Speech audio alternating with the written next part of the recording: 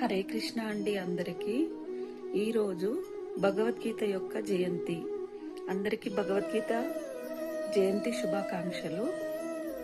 ఈరోజు అర్జునునికి ఆ శ్రీకృష్ణ పరమాత్మ గీతోపదేశం చేసిన మొదటి రోజు. సో అందుకని భగవద్గీత జయంతిగా మనము చెప్పుకుంటాం. ఈ కలియుగంలో మానవ జన్మ ఎత్తిన హిందువులందరూ ఒక్కసారైనా పఠించవలసిన పుస్తకం ఏదైనా ఉంది అంటే అది కేవలం భగవద్గీత మాత్రమే. అది చదివిన తర్వాత ప్రతి ఒక్కరి జీవితం చాలా అద్భుతంగా మారుతుంది.